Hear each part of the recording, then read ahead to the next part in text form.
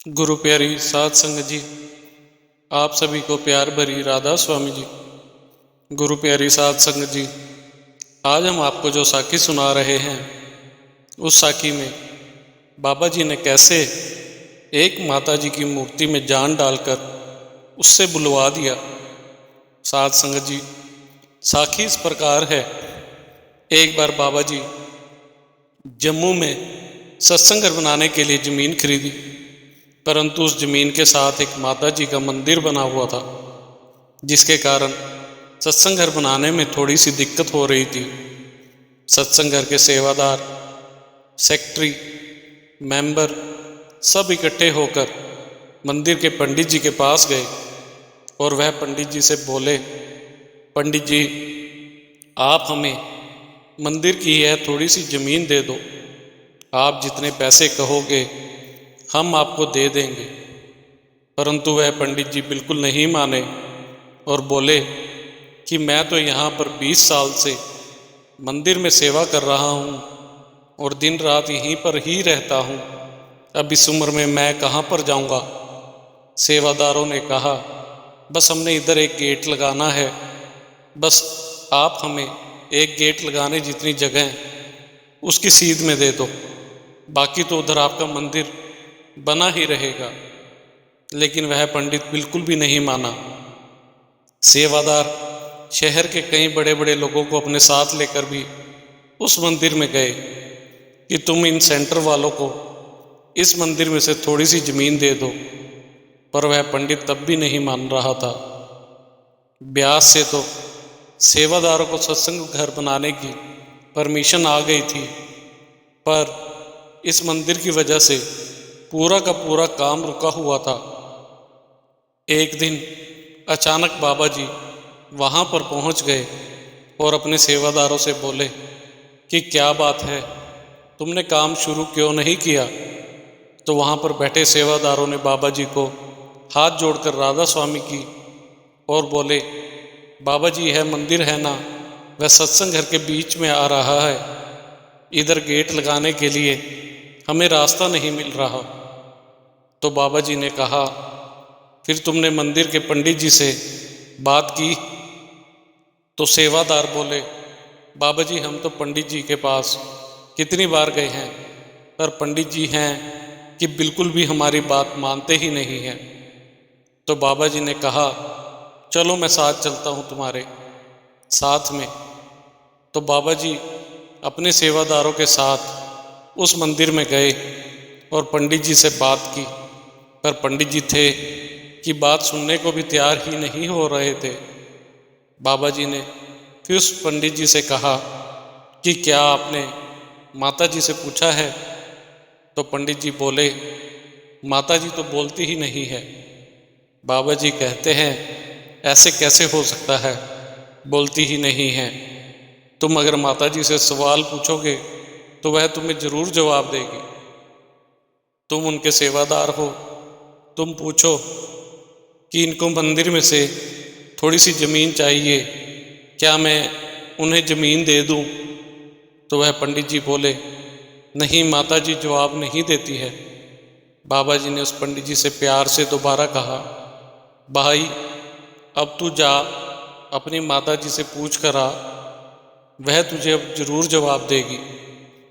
पंडित जी ने जब बाबा जी के चेहरे की तरफ देखा तो वह देखता ही रह गया, क्योंकि जो नूर, जो शक्ति बाबा जी में उन्हें दिखाई दी, तो वह पंडित बाबा जी को हाथ जोड़कर चुपचाप अंदर मंदिर में चला गया और माँ के आगे विनती की कि माँ, यह बाबा जी आपके इस मंदिर में से कुछ ज़मीन लेना चाहते हैं, क्या हम उन्हें ज़मीन दे सकते हैं। तो माता जी की आवाज़ आई, हाँ बेटा, यह जितनी ज़मीन मांगते हैं इन्हें खुशी खुशी दे दो। वह पंडित जी माता जी को बोलते देखकर बहुत हैरान हुए और बोले, माँ, मैं 20 साल से इस मंदिर में तुम्हारी सेवा कर रहा हूँ, आज तक तुमने मुझसे कभी कोई बात नहीं की, और आज बाबा जी के आने पर आप बोल रही हो। वह बहुत हैरान हुआ और बाहर आकर बाबा जी के चरणों में गिर गया और बोला, बाबा जी, आपकी वजह से आज मेरी बात मेरी माँ से हो गई है, नहीं तो 20 साल से मैं यहाँ पर ऐसे सेवा कर रहा हूँ।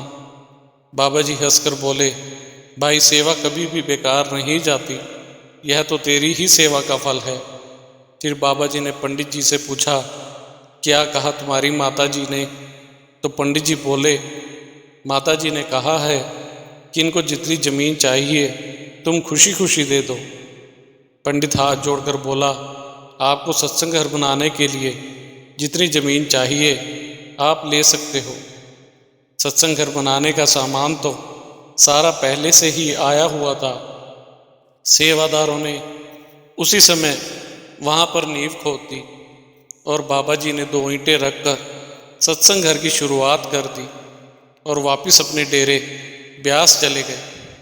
बाकी तो आप सब जानते ही हैं कि बाबा जी के सेवादार कैसे प्रेम और लगन के साथ सेवा करते हैं और 2-3 महीनों में ही सत्संग घर तैयार हो जाता है।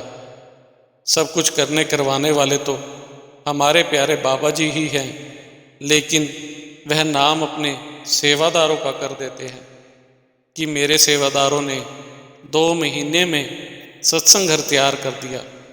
मेरे सेवादारों ने 3 महीने में सेंटर बना कर दिया। बाबा जी एक उंगली हिलाएं तो कहीं सेंटर ही तैयार हो सकते हैं। यह सब बाबा जी की ही दया मेहर से ही होता है, उनके आशीर्वाद से ही होता है। सभी सेवादार भी बाबा जी का दर्शन करके और सेंटर की नींव रखी जाने के कारण बाबा जी का शुक्र करने लगे।